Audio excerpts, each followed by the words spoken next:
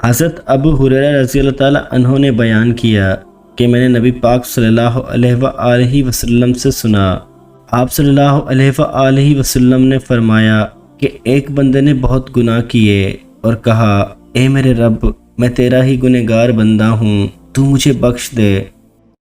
اللہ رب العزت نے فرمایا، میرا بندہ جانتا ہے کہ اس کا کوئی رب ضرور ہے جو گناہ معاف کرتا ہے اور گناہ کی وجہ سے سزا بھی دیتا ہے۔ میں نے اپنے بندے کو بخش دیا۔ پھر وہ بندہ رکا رہا جتنا اللہ پاک نے چاہا، اور پھر اس نے گناہ کیا اور عرض کیا، اے میرے پاک رب، میں نے دوبارہ گناہ کر لیا، اسے بھی بخش دے۔ اللہ تعالیٰ نے فرمایا، میرا بندہ جانتا ہے کہ اس کا رب ضرور ہے جو گناہ معاف فرماتا ہے اور اس کے بدلے میں سزا بھی دیتا ہے۔ میں نے اپنے بندے کو بخش دیا۔ پھر جب تک اللہ نے چاہا بندہ گناہ سے رکا رہا اور پھر اس نے گناہ کیا اور اللہ کے حضور میں عرض کیا، اے میرے رب، میں نے گناہ پھر کر لیا ہے، تو مجھے بخش دے۔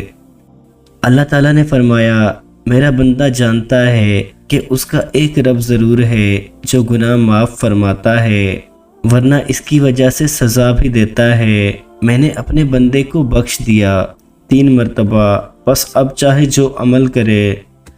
حضرت ابو ہریرہ رضی اللہ تعالیٰ عنہ نے بیان کیا کہ نبی کریم صلی اللہ علیہ وآلہ وسلم نے فرمایا، جنت و دوزخ نے اپنے رب کے حضور میں جھگڑا کیا۔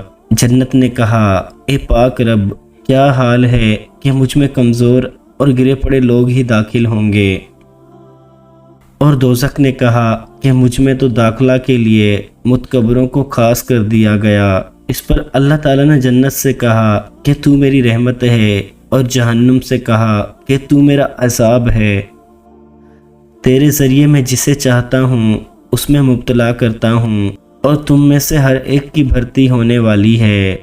کہا کہ جہاں تک جنت کا تعلق ہے تو اللہ پاک اپنی مخلوق میں کسی پر ظلم نہیں کرے گا، اور دوزخ کی اس طرح سے کہ اللہ اپنی مخلوق میں سے جس کو چاہے گا دوزخ کے لیے پیدا کرے گا اور وہ اس میں ڈالی جائے گی۔ اس کے بعد بھی دوزخ کہے گی، اور کچھ مخلوق ہے، میں ابھی خالی ہوں۔ 3 بار ایسا ہی ہوگا۔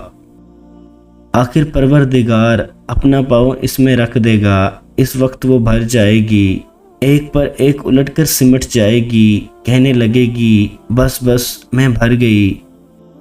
حضرت عبداللہ بن مسعود رضی اللہ تعالیٰ عنہ نے بیان کیا کہ نبی کریم صلی اللہ علیہ وآلہ وسلم نے فرمایا، جس نے کسی مسلمان کا مال جھوٹی قسم کھا کر مار لیا تو وہ اللہ سے اس حال میں ملے گا کہ وہ اس پر غضبناک ہوگا۔ عبداللہ بن مسعود رضی اللہ تعالیٰ عنہ نے کہا کہ پھر نبی کریم صلی اللہ علیہ وآلہ وسلم نے تصدیقاً قرآن مجید کی اس آیت کی تلاوت کی۔